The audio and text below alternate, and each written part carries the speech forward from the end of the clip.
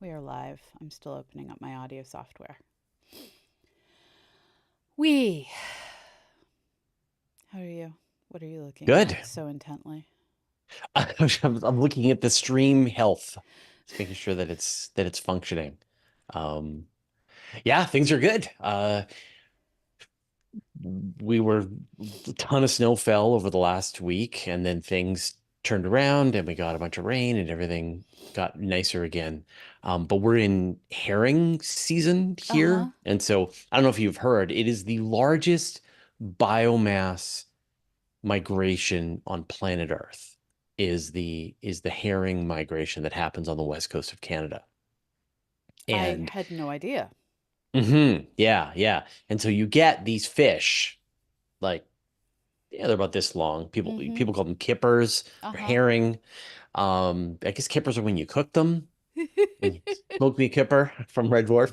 Um, and there you go. Beth says, "Ooh, Fraser sound is not clipping today."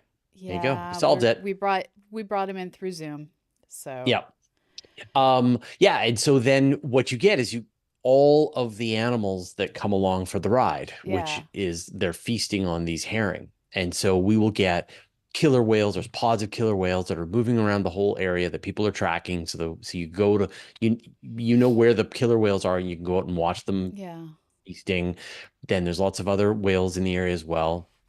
Sea lions, those California sea lions, Yeah. huge um, packs of sea lions that are on the move. That part is just amazing. You'll see like 100 sea lions moving together, and then eagles. There Dang. you can have, and they'll be like eagles are hovering on the sides of hillsides and stuff, like catching the updrafts and watching the ground. And so you can have you can be driving along and there's like that tree's got 20 eagles in it, and this tree's got 30 eagles in it, and that tree's got 7 eagles in it, and they're all sort of doing eagle things. And then just the what happens on the beach, because they uh let me see if I can sort of the males ejaculate semen into the water. And so this makes the water this weird, really light color of blue. It looks like a Caribbean. You know how you get that these really light blue colors, Yeah. kind of greeny blue colors? Because normally our oceans look very dark, Yeah. Yeah. they're very silt rich, very dark looking oceans. But during the herring season, the it turns this kind of these light, different colors, and that tells you where the herring are. And then that fertilizes the eggs, and the females are laying their eggs right close to the shore. And then the wind and the waves will sort of push them up into snowdrifts. And so you'll walk along the beach and you will be 6 inches deep in fertilized herring eggs. And like, if that doesn't sound like a weird experience, I don't know what is. But you're just walking along and it is just your foot is going down into a snowdrift of herring eggs. And also it also attracts a lot of like froth and foam on this Yeah. on the mixed in with it as well. So it's crazy. It's crazy. And so every year around this time, around early March, this happens. And and the whole area, obviously the herring fishery is out in full force, Yeah. scooping up as many as they can eat, but also people are out there. And now people have drones. And so you just get this amazing perspective. So definitely take a look at herring, Canada herring, Vancouver Island herring, and I'm sure you'll find really cool videos and pictures and stuff that shows you just how dramatic an event this is. It's mind blowing to be That's right in the middle of this. now are herring eggs something that is tasty? Like I like caviar, but that is usually unfertilized eggs removed from the guts of a fish. I have no idea. Okay. I'm sure. I mean, like we have a lot of salmon eggs as things that people eat. Yeah. Herring egg dishes. Let me see. Yep. Yep. Fried herring roe on kelp with soy sauce, herring egg salad. Yep. People make it. Okay. Yeah. All right. Shall we begin this episode of Astronomy Cast? Yes. Yes. Hold on. I actually am going to take one more moment.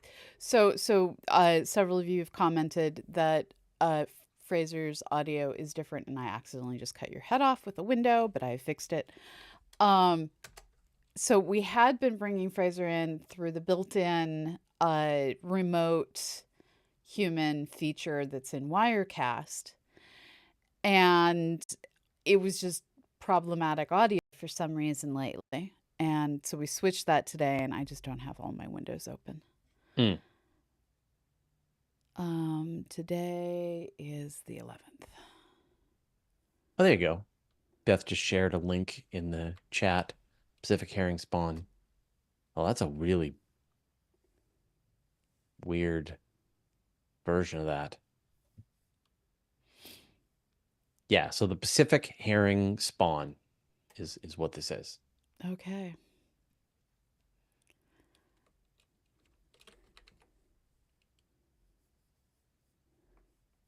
One And more minute. finally, I feel like it's time to genuinely enjoy the paradise that I live in, as opposed to the last 4 months of rain and snow and cold and, you know, just it's grim. I'm ready. I'm ready. All right. All right.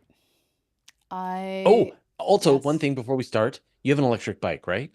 No, you don't yet. Kyle does. Okay, all right. So you so the electric bike, by the way, they mentioned this before, electric bikes are the best thing in the world. They so did you know that you burn more calories using an electric bike than you do a regular bike? That No. people who ride electric bikes end up using putting out more energy than people who use regular bikes. And the reason is because it's consistent that it takes the edges off hills and so on. And so you want to ride your bike more, you want to ride it longer. Oh, So because it's a change in behavior.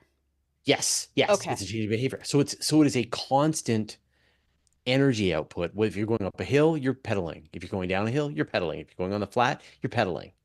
And so it just takes the edge off of riding a bicycle. And so now suddenly journeys that you didn't think were bike friendly suddenly become totally doable on an electric bike. And so electric bikes have a limiter on them on what's the maximum speed the bike Yeah. can Yeah. go, what is the maximum amount of assistance that you can use with the electric bike. And I was confused because mine, even though the dial for the amount of assistance can be like a certain amount of watts that it can throw into the Mm-hmm. system, it was never going above, even when I had it at the most assisted level, it wasn't going beyond like maybe 20% or something like that. And so I like did a bunch of research and there's like you can push them way higher. You can just change some settings in the electric bike, and suddenly now you can have 9 levels of assistance, not 5. You can go, the maximum speed that you can go is 45 kilometers per hour, not 30 kilometers per hour. So uh, if you feel like your electric bike is holding you back and you're willing to sacrifice electricity in that you And a bit of get safety. less range and a bit of safety. Yeah, exactly. You can make an electric bike a dramatically more powerful vehicle. So yeah, electric bikes are the best. I'm just so excited to to hop on mine and just like pop down and I'll pop down to town. It's a 15K ride, Yeah. and then I have to ride back up a mountain. Yeah. No problem. It's as easy to ride up the mountain as it is to ride down the mountain, and it totally changes the way I perceive just interacting, making a commute into the city to buy groceries and so on. Suddenly super easy. So anyway, Yeah. I that's just it. live in a floodplain, so I haven't been able to justify the price yet. It will Yeah, yeah, yeah. happen, but living in a floodplain, Yeah. it's It's just it's like things that you would hop in your car to go do yeah. suddenly bicycling starts to make a ton of sense, especially if they've got cargo, right? Like now you pull a trailer that can carry cargo, or you have saddlebag that can carry cargo. And now suddenly you're like, oh, you know what? I could just go ride the 10 kilometers, go to the place, stock up all on the supplies, ride home. I get it all, like shop, but I also do exercise. Yeah, no, they're the best. All right, let's get into the show. All right, I am pressing record on the video. I I am also am pressing record. pressing record on the audio, and it wants an episode number. This is 712. 712. Yeah. All right, it is all going. Okay. Astronomy Cast, episode 712, How Peer Review Fails. Welcome to Astronomy Cast, our weekly facts-based journey through the cosmos. We help you understand not only what we know, but how we know what we know. I'm Fraser Cain. I'm the publisher of Universe Today. With me, as always, is Dr. Pamela, a senior scientist for the Planetary Science Institute and the director of CosmoQuest. Hey, Pamela, how you doing? I am doing well. We've talked in the last few weeks about the signs of spring as you and your wife record them based on things coming on outside. I'm not sure if last week was either first daffodil or first skunking, but Right. I'm afraid it was first skunking 2 months earlier than normal. And yeah, the skunks are out of torpor, and I has a sad. Oh, well, is that because your dogs are going to get into skunk trouble Oh, they already early? have. That's the thing. Yeah, They yeah. Stella ran out the back door, made it all of about 6 feet away from the house, got skunked, which meant the house also got skunked, Right. and ran back in, foaming as they do when they take it straight in the mouth. And yeah. Do you think they'll learn this lesson? No. Well, and No. honestly, it was after dark and she didn't even make it all the way down the dog ramp. So I don't think she had a chance to see the skunk before she got blasted. Right, Um right. and And the that's skunk that's was not just the there. yeah, Yeah, not the dog's man. fault. Right. That time. Yeah. What's the recent one that we have? Mallards arrived at our ponds is I a like thing that. that, yeah, it's pretty cool. And herring season, I guess, is the big one, which I mentioned this before the show that we have the Pacific herring spawn, which is the largest biomass migration on planet Earth. And so we see whales and eagles and sea lions and seals, and it's mayhem. That's Uh, amazing. Thousands of seagulls on the side of the beach or flying in these giant spheres, bait balls, where they're above where the herring are spawning. It's amazing. It's incredible. So yeah, it's a pretty dramatic one. I would say like probably the biggest nature-based event of the entire year is happening right now here That's on Vancouver wild. Island. You have probably heard that the best kind of science is peer-reviewed research published in a prestigious journal, but peer review has problems of its own. So let's talk about that today. And we will, but first, a break. And we're back. All right. What is peer review? It is the process by which a scientist submits a paper to a journal that has references and research and describes their methods and describes their observations and comes to some conclusions or describes their theoretical modeling and their conclusions. And then the journal that they submitted it to sends the paper out to one or more other PhD researchers to go over the paper and to assess whether or not the conclusions they reach and the way they took their data is sufficient and valid that the paper can be published such that other people should trust the results are a logical conclusion based on what occurred. Right. So it's like a double checking that what you're saying in the paper is supported by the evidence. Yes. Right. And I think when we think about peer review, as a journalist Yeah. who has spent some time being an editor, I think of it as roughly analogous that Mhm. somebody submits their article to me, I go through the article line by line, sentence by sentence. I fix the grammar. I also note places where I think it could be tightened up, where they are making claims, they are providing quotes there. And then if you're like next tier, if you've got more resources, if you're the New York Times, then you have a fact checker who goes and confirms that somebody actually said this quote, right? That it is a comprehensive and exhaustive process to make sure that, in my case, the article is well reported and grammatically correct Yeah. and fulfills all this journalistic requirement. And if you take that analogy, you move it over to research, you're like, it's like a professor grading a paper where they're reading it line by line, making sure everything is fine, checking to make sure the math has been done correctly, catching any mistakes, so on and so on. But it's not that at all, is it? No, it is rife with problems at all sorts of different levels. And in this episode, we're going to hit on a lot of the different places. Full disclosure, this episode was completely inspired by a Johns Hopkins University press release that caused both Beth and I to giggle at our inboxes. The title of this press release is Interstellar Signal Linked to Aliens Was Actually Just a Truck.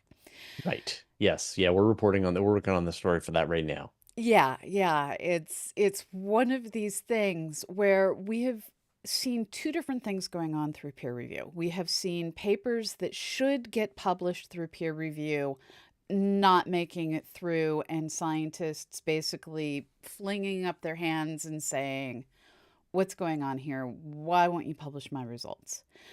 On the other side, we have things going through and getting published where it's just like, all right, I I don't want to live in the universe that's described in this paper, and I'm pretty sure I don't. Right. And Yeah. If you think about the rat genitalia AI image that was made it through peer review recently. I don't know if you saw this story. no. So someone had I don't know, gone and asked ChatGPT to make an image, a scientific image to go along with their paper, and it was hilariously, with gibberish letters on it and a rat with a gigantic, enlarged genitalia as big as the rat. I think it was ridiculous, and it got pulled, but somehow this went through peer review. So I guess I want to sort of shatter that expectation that people have that peer review is this careful, laborious process to make sure that the work that's in the, like, if you are a peer reviewer, let's say there Mhm. is a paper and you are someone who has a PhD in the same field and you've been sent the paper, what is the expectation of the work that you're going to do to fulfill your peer review requirements for that paper? So the general expectation is you will go through, you will read the paper, and you will make sure that the logic flows sensibly and that things that are referenced correctly, and that the analysis that is done is sufficiently complete to actually prove what they're trying to say. Um, the running joke is there is usually a reviewer number two who sends you back a essay on all the things that are wrong with your paper, why you're a terrible human being, why your mother failed the universe by giving birth to you, and how in order for your paper to actually get published, you need to start from scratch, do a complete dissertation level analysis, and also make your paper shorter. Right. And accept their work. Yes, you have to Yes. cite their work is Right. usually part of Yeah. that. Right. Yes. But the point is, like how much time? Like, let's imagine that somebody is given a paper to peer review. Hmm. How much time are they expected to take doing that job? A few hours. A few hours. Yeah. So the paper Yeah. could have taken hundreds of hours of observation, Yes. 100 hours to write, Yes. and could include table after table after table containing data. There are mathematical equations that could run on for a page, that there are conclusions that there, and you're in a couple of hours on a 40-page paper, the best you could be expected to do is to skim it. It is hoped that the amount of time that you put into reading the paper is proportional to the length of the paper. I have to say that that hasn't been my experience in most cases.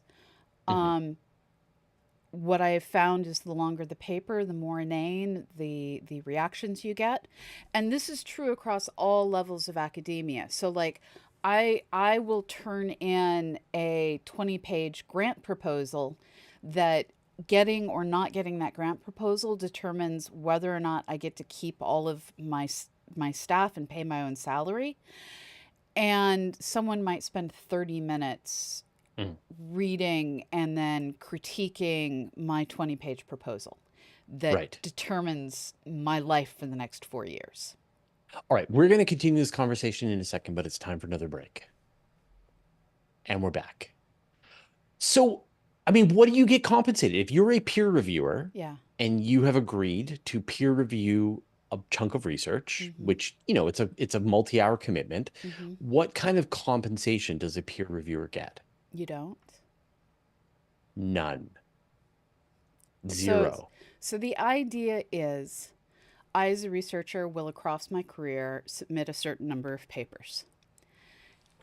I as a researcher will review a certain number of papers, and if the system works out, the number of papers is roughly the same. So if my goal is to publish 1 to 5 papers a year, and I should then expect to be reviewing 1 to 5 papers a year. And across my career, I suspect it's almost balanced out. I've probably reviewed more papers than I've written because Mhm. I'm lazy, it turns out, in retrospect.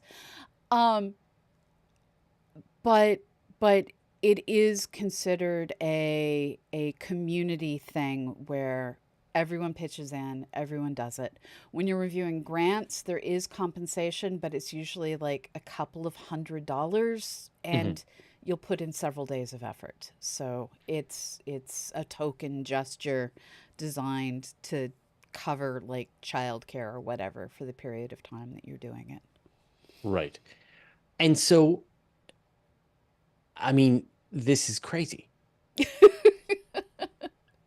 right? Like what we imagine, and I felt this way, like going in before I understood this deeply. Yeah. My expectation was that it was this robust system designed to catch mistakes, to Mm-hmm. improve science, to make Mm-hmm. sure that the good science floats to the top, the bad science gets rejected, or someone has to go back and reevaluate the results. The reality is that a paper that's in archive, that's been in a preprint, Mm-hmm. then is sent out to somebody, maybe two people, It's that they are generally two expected, two people. Yeah. yeah, they're expected to spend a couple of whatever time they've got Yeah. in an uncompensated way to provide feedback on the paper. Mm-hmm. Like, the incentives are mind-blowing, that they're not incentivized in a way that is aligned with the best possible science. I mean, But that's academia. That's like a different show, but that's across the board because we're expected to volunteer our time to service positions. sure, yeah, We're expected to volunteer our time for committee work. We're expected to volunteer our time for peer review. If you right, look at all the right, things that you're expected to do in order to keep your job, yeah, it's like 1 day a week of unpaid labor. right. And I guess the point being that it doesn't actually put very much it doesn't improve the process dramatically, is the perception that I'm getting. And It's like, inconsistent. it is inconsistent. Yeah. And like in the past, like we would report on stuff on archive, in that stuff that is in Mm-hmm. the preprint, stuff that has not Mm-hmm. been included as a peer-reviewed journal. And I would get my wrist slapped when I would do this and be like, we published this story, and because someone goes, well, you know, that's not in a peer-reviewed journal. That's just in archive. Now that I know the truth, Yeah. I don't care. They are indistinguishable to me. So, That that a like I'm going to use my judgment to go like who is the quality of the people who are doing this work? What is the research institution? How yeah. dramatic a claim are they making? How dissimilar is it from other stuff? And I will react accordingly and carefully and cautiously. But I do not hold back now and go, "Oh, I'm going to wait only for this to be in a peer-reviewed journal." No, if it's interesting research and someone is posting it on the internet and it passes all of my BS detectors, we're going to report it. So, yeah, I wouldn't say I've lost faith in in the peer-reviewed journal So process there for there's sure. there's three general outcomes of peer review. Um the what I think is actually most common is it does nothing to change the conclusions of a paper, but it improves the writing of a paper. So it forces people to be more concise. It sometimes asks them to do insane amounts of statistics to just demonstrate, yes, we are absolutely sure. So Mm. the ability of other community members to, well, actually, their paper is lowered by peer review. But peer review, as far as I have seen, does not change the conclusions of things that get published. Now, the other two outcomes are you have papers rejected, and those fall into two categories. The majority are things where they just didn't actually prove what they thought they were proving, or they proved things that the people peer reviewing them didn't think needed to be published, which is super frustrating Hmm. because a lot of really good things will get rejected by peer review because the readers didn't like the outcomes. Then you also, And especially, and sorry, I also want to put a yeah, fine point yeah, in this, that those people, those peer reviewers, they are gatekeeping. probably all, yeah, gatekeeping. They're Yeah, almost certainly in the same field. They are experts in the exact same yeah. thing, and probably hold competitive positions on Hmm. some of the topics that are being proposed in the paper. And this That also you happens in grants, just to be clear. Grants are right. peer reviewed as well. So it's publications and grants. Right. And so you can write a paper and take one and say that the evidence is leading to a conclusion, Yeah. and then your paper can then go to two peer reviewers, and Hmm. especially if what you're holding is maybe an against the mainstream perspective. Yeah. What you're doing is you're at the beginnings of this new phase and you're attempting to overturn the existing perspective. Your paper is going to get sent to two peer reviewers, and they could very well be established mainstream scientists who are doing who want to continue the narrative Yeah. that they're proposing. And of course, they're going to block Yeah. what you're doing because they Yeah. see it as a threat. Or someone's just had a really bad day. I think that most reviewer number two, if they had Mm, like a fresh cup of coffee and some cookies, they'd probably do a better job reviewing. right. They're But, they're sick of seeing this again and again and again, or solving these same problems, and or they they just just had a overreact. bad day. Yeah, yeah, I, or they yeah. overreact. And so sometimes you read things and it's just sort of like, this is just so badly written. And instead of giving them the feedback that will rescue a badly written paper, it's just sort of like rejected, submit it again if you do a complete rewrite and analysis. And it's just exhaustion at the end of the day, Yeah. leading to papers getting rejected. And I think the other thing is that you've got this rise, and I had a chat with Paul Sutter about this. I don't know if you've Yeah. talked about it with his new book, but No, there not is yet. this publisher perish that Yes. the only way to succeed in academia is to publish more papers, whether or not the science you're doing is a dramatic incremental or Right. improvement in the science. But that creates a downstream uh, effort required by everybody involved. And Right. so everybody's exhausted. the people who are doing the peer review are like, again, like I need some time to work on my own grants. I don't Right. have time to peer review this, because everybody is just publish fast as we can, as much as we can. That you're publish or perish. That if you're not Yeah. publishing as quickly as possible, then you're going to fall behind your colleagues. Yeah. And so it's brutal out there on both the people who are publishing as well as the peer reviewers and even the journals. And this is where I am somewhat grateful that people are starting to look at how often papers are cited versus how many papers are written. So if someone has one paper with 100 citations versus five papers with 20 citations, they're seen equal, where the one person is doing more influential work because their paper hit more people. Mhm. But that's not across the board. And at the end of the day, you are somewhat judged by the weight of your CV versus the weightiness of your ideas. And but now we're wandering off topic. So the way things get rejected is very much a combination of self preservation on the part of peer reviewers who are evil. A good scientist won't reject for those reasons. They'll instead use it to improve their own research. You occasionally will see people cite things that aren't published yet because they were the ones peer reviewing it.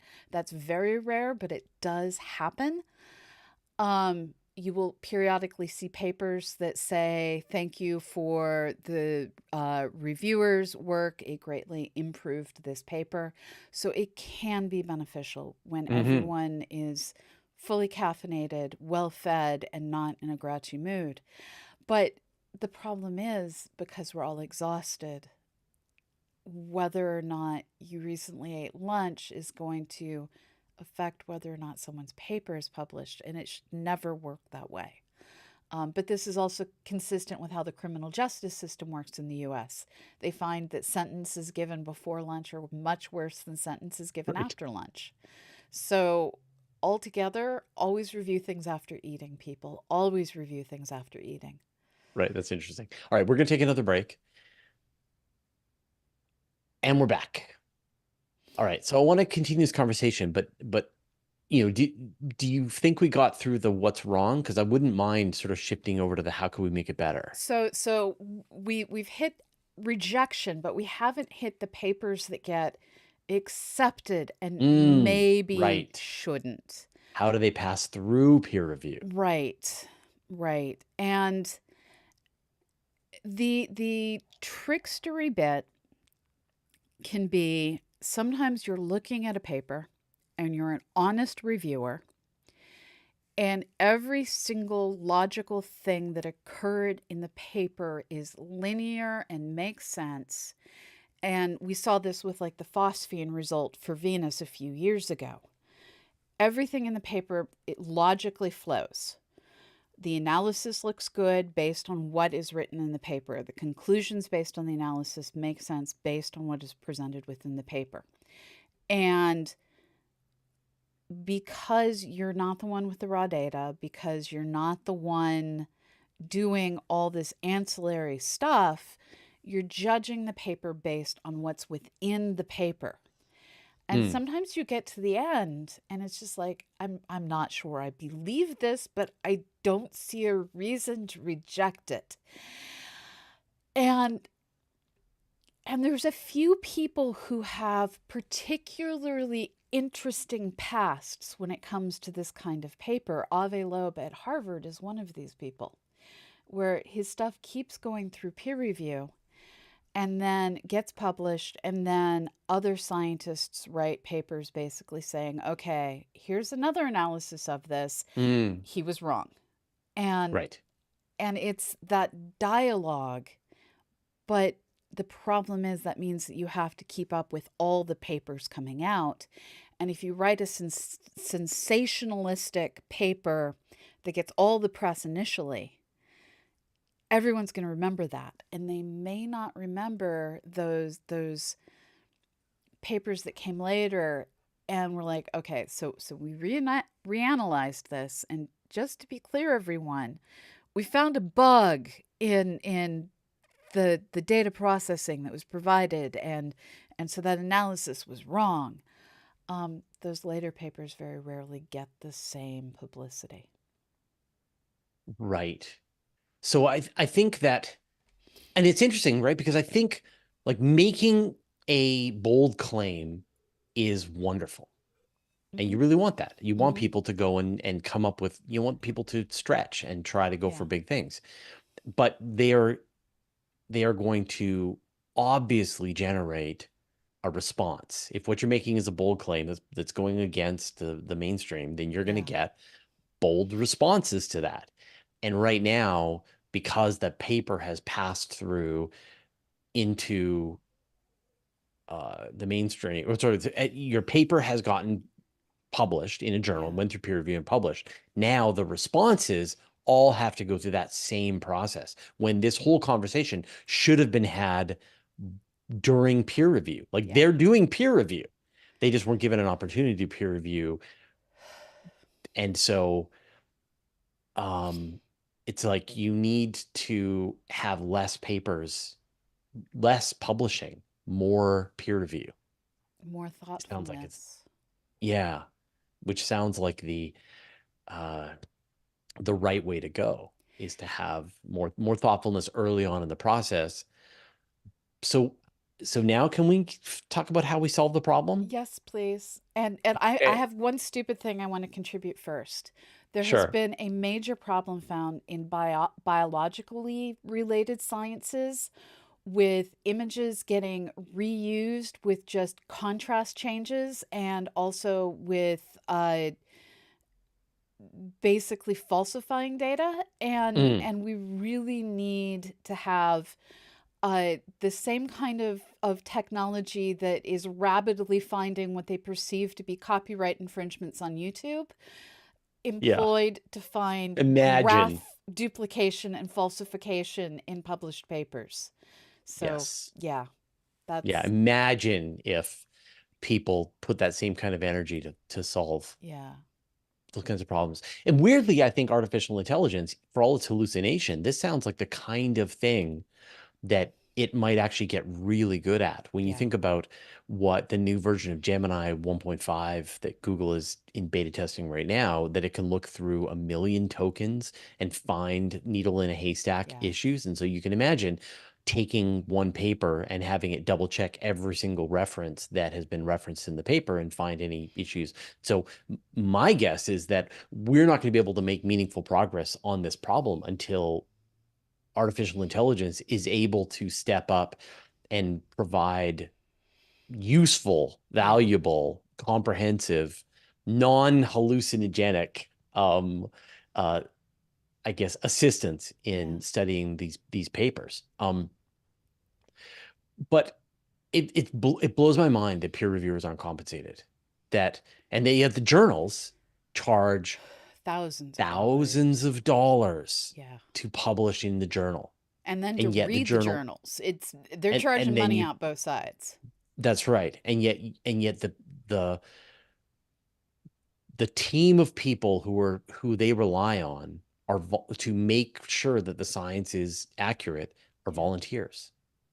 And that's and if you have volunteers, then you get perverse incentives. Yeah. And we see this across the volunteers who want to work on various projects, the volunteers who want to be a lot of the times if you're expecting a person to do something for free, Mm-hmm. there's only so long you can go for just the goodness of their heart Yeah. before certain kinds of people float to the surface who have figured out a way to extract some other kind of value Yeah. from this volunteer opportunity. I mean, there's plenty of volunteers who do things for nothing but the purest motives, and they're wonderful. But there are also people who will, as you say, allow science to get through, will push their own agenda to block science. So it seems like there's got to be a way that the journals have to spend money to pay for the people who are making sure that the science that's going into their journals Yeah. is good. Yeah. And that Or just doesn't happen. or That's put it ridiculous. straight into the way science is funded. When I was at the university, the expectation was 1 day a week was spent on service. So, committees, peer review, all that sort of stuff. And I'm now in a completely soft money position, and there's no 1 day a week of funding that randomly is provided for committee assignments and peer review. So if when I put in proposals, the expectation was 20% of time goes to supporting the entire community, but the entire funding model right now is designed to essentially leverage tuition money to pay for a whole lot of everything else going on. And Yeah. yeah. Yeah. And like from my perspective as a journalist, I use journals as a filter, Mm-hmm. as a like if it came out in a journal, then it's safe to report on. It's Yeah. peer reviewed. It's then let's do it. And then if it's not in a journal, but it's in archive, then you pays your money, you takes your chances. But if it's not, but you know that in archive, only people with who are established educational institutions can actually post documents into Right. there. Like some random person off the street They can't do review what post. goes into uh, archive. yeah, they review what goes into archive, and so a random person. So that's a level of filter that I can Yeah. trust.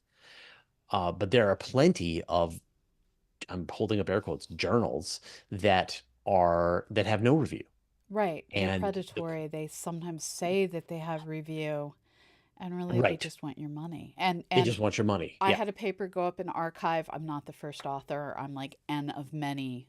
Earlier this week, for full disclosure. So my work right. So you're goes in sort of archive. thinking, right? Yeah, you can make it into. I can't. Yeah. Right, I couldn't publish a paper into archive. I'm sure I could figure out a way to collaborate with someone like you or whatever, but I Yeah. could figure out a way to do it. But I'm not, Universe Today is not the kind of organization that can get accreditation to be able to post stuff into archive. Yeah. I can't even get a membership at archive so that I can uh, get the email addresses of people so that I can Oh, in request interviews and stuff. Yeah, that yeah. didn't used to be It's a thing. That's new. Yeah, yeah. You have to. I've tried sort of a bunch of times to see if I can even just get into archives so that I can get more information Mm-hmm. about papers and people and things like that, and I can't. Yeah. So I always have to do other searches to find out people's information if it's not in the paper. So transparency, is that the solution? Yeah. Like right now everything is so closed, but a lot of papers are moving to a more open method. But does that mean that there's going to be less revenue in the journal So structure? the open journal model actually increases the price of publication in most cases. Yeah. So a lot of the open access journals have higher page charges because they aren't Yeah. getting as much subscription revenue. There's Right. been times where I've gone to publish papers and I had the option to pay extra to make it open access. Right. Do you want to make this so the American taxpayer, for example, Hmm. funds your work. Yeah. You you then want to make that research available to the American taxpayer, but in order to do that, the journal is going to ask you to spend more money Yes. in addition. And like you're going to spend thousands to just get it into the paper Yeah. or into the journal, and then you're going to spend another more thousands to make it open access so that anyone can read the paper and not have to have a membership to the journal. And costs before you add us vary greatly. So like publishing in the monthly news of the Royal Astronomical Society doesn't have page charges unless you want it to be open access. So costs vary greatly, but yes, you're going to pay extra for it to be open access. They have to get their money somewhere is Yeah, basically the philosophy. yeah, exactly. So uh I don't know what the solution is. I think we have no solution, but and we're sort of reached the end of the show. So there's a bunch of problems. It's complicated. If anyone has any solutions, let us know. Good luck. Well, thank you, Pamela. Thank you, Fraser. And thank you, audience. I just want to say We read out and I mispronounce names every week. And we've had a couple people comment, hey, why don't you read my name? And as I apparently don't say clearly enough, it's only certain tiers that get their names read. So you have to be in those tiers. It's not how many years you've been in a given tier. It's just being in that tier that month gets your name Yeah. read But you could go up to that tier for and one then go month. back down if you want. Yeah, So, if you want a way to hack the system, just go up one, just, go from a $5 tier to the $10 and then go back down to five. Or exactly. go to three. Or like I think it's really important to understand if you're a patron, you're supporting us because you think the work that we do is important. And if you can't afford it, if it's not financially working for you, Hmm. please, please, please don't be a patron. Exactly. Like the patrons want you to get this content for free. And that's what makes them proud Yeah. to do this. And if you're like, oh, I really enjoy Astronomy Cast, but I can't afford to be a patron. Great. Like, I'm sorry you can't afford to be a patron. Like We that give means, everything away for free. but we want you to have this content and we want you Yeah. to have this content for free. We want you to be able to educate yourself on space and astronomy and science and not feel one moment of guilt that you're not supporting the work that we do. It is makes us, and I know it makes our patrons glad in their hearts to be able to do this for you. And this is how the whole system works. And Yeah. we're so grateful that this is like, there is no paywall. You get this Yes. content for free 712 episodes of Astronomy Cast, plus all the other work that we do across all the other fields. It is yours to use and do with as you want for free. We love you. Yes. You Now, allow those us patron names. to pay our humans. And this week's names I will attempt to pronounce. I'm so sorry, everyone.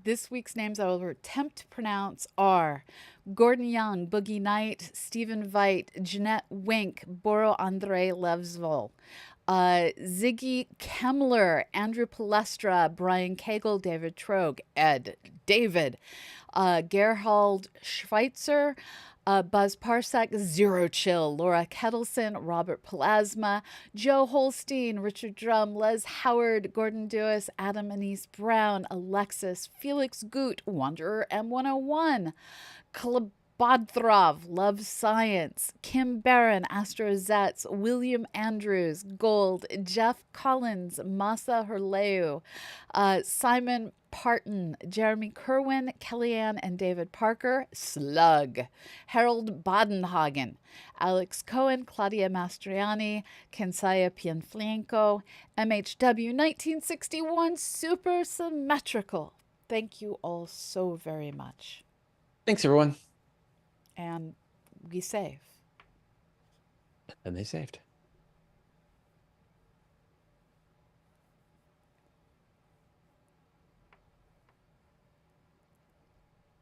All right. And I'll pull up the chat in just a second over on Twitch. And Fraser has YouTube, and together we Mm-hmm. divide and conquer. All right. Gonna make sure that this is uploading. Boom. Oh, I see your upload. Okay. Arjone asks, what sciences are the hardest to peer review? Theory papers Yeah, like a math theory paper or a physics theory paper. that includes models because you can't necessarily rerun their supercomputer models and make sure that the output actually matches and Right. stuff like Yeah. that. Yeah. There's Yeah. so much trust involved. Mm-hmm. Yeah. Can you imagine peer review where someone shows you the result of a but also like they had to provide the inputs on the supercomputer simulation and then three other teams as part of their peer review redid their calculations on their own supercomputers, Yeah. right? So Like, there's no, not it's enough not going to computing happen. power for stuff like that. Yep. And Arjun also asks, could they have grad students do it more thoroughly first and then have a scientist look at what they noted? So So do grad you think, students are already doing peer review, yeah, and it's not like they really have all that much more time, and Yeah. And Yep. they're not getting paid either, and they need money. Yes. So, yes, grad students do peer review if they're already publishing papers. That's basically the key is if you're publishing papers, you're going to get asked to peer review papers. Those are all the questions that I've got on YouTube. All right, let me. So, Existential Squeeze says, I love hearing new names. There were a bunch of new names, and it's really awesome. Hmm. Um, so, our instro says 1 to 5 papers a year is also a bit interesting as a goal, but that's a different episode of AC, probably. Yes. um, Veronica's But like, that's back into that publisher perish yeah, treadmill. yeah, I was Paul, when I interviewed Paul about his book, his thought was that we should have probably 10% of the number of papers coming out. yeah, at least. Yeah. And that instead those papers are closer to what you imagine a peer-reviewed paper to be. And that those conversations back and forth are happening within the paper. One of the things that you also run into is sometimes you have to break something up into like 4 different parts to get all of it into publishable lengths. And not all research fits easily into that 10 pages or less. And yeah, if you're trying to describe a project that spanned 10 years and 200 people, that's a lot to ask. Yeah. Veronica asks, who chooses reviewers? The journal editors The journal and the does. people submitting papers can put in names that they suggest. And where you run into problems is because of conflict of interest.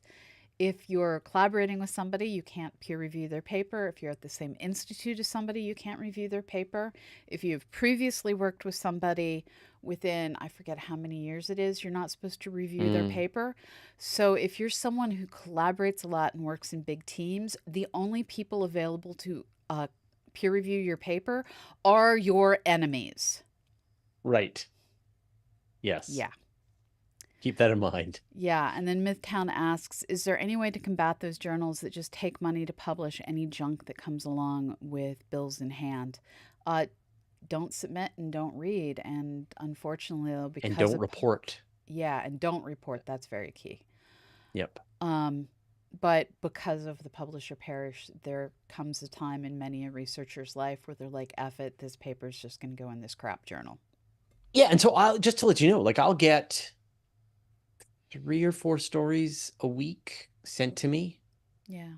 Like the majority of the articles or the news that is sent to me directly by email is from a outside of the mainstream Really? researchers. Yeah. I Oh, would say I don't half. have that. Yeah. So That's so weird. and maybe it's just like it and so the people who are publishing in journals, the people who are doing this work, they don't send me their press releases.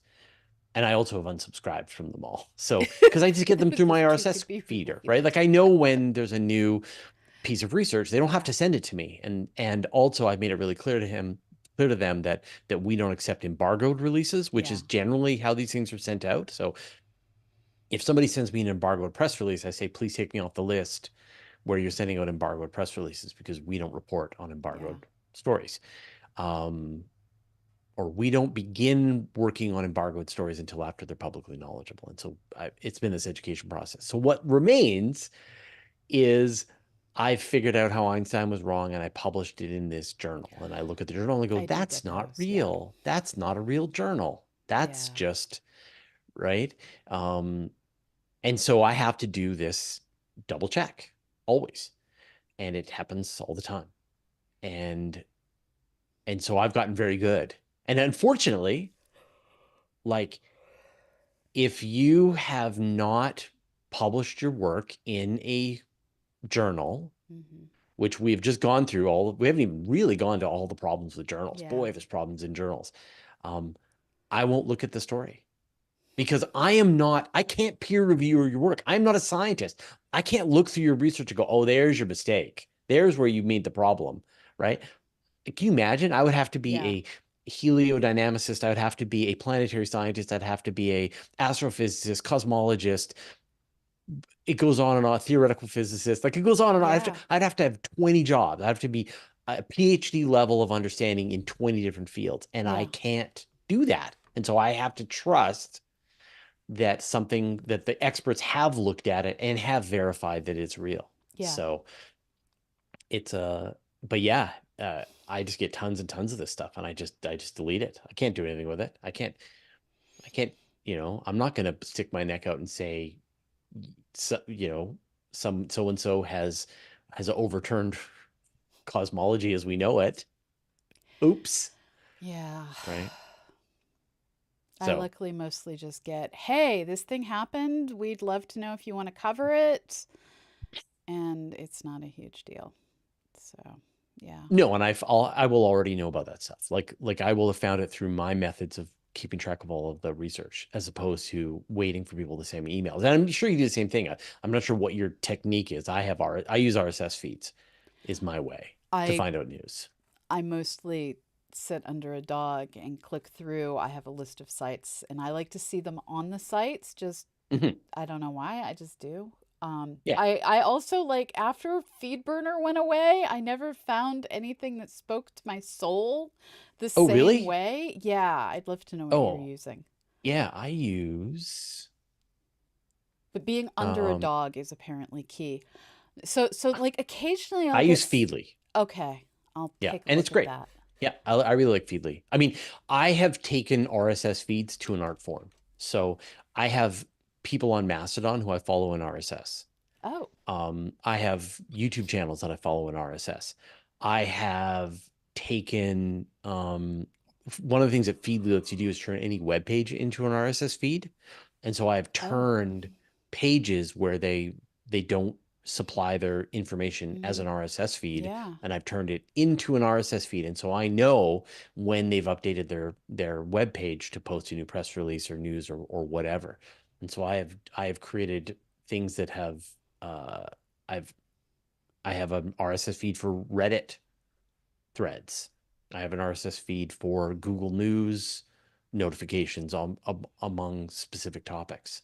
So I've tortured my RSS feed reader, but it allows me to go through what I consider to be a comprehensive overview of all space news that's broken today from 100 different sources and and narrow that down into what I think is the big news for the day. So yeah, all hail the RSS reader. I will say one thing that happens that I love is when there's a story that is either citizen science related or volcano related that people think Send it is to just you. going to bring me joy, it will end Yeah. up flying at me. So like there was Yes. recently a I get that too. yeah, there was an Ottawa school group that figured out that epinephrine in space becomes toxic very quickly. Yep. It was a really cute little paper and I got it like four different directions and it was just like thank you because it Yep. wouldn't have showed up in any of my normal places and Yeah.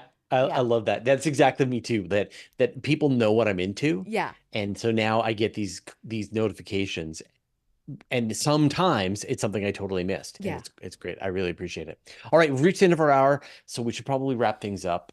Thank you everybody for joining us today. yes, Thanks in advance to everybody who's going to have to edit this mm, episode and produce it.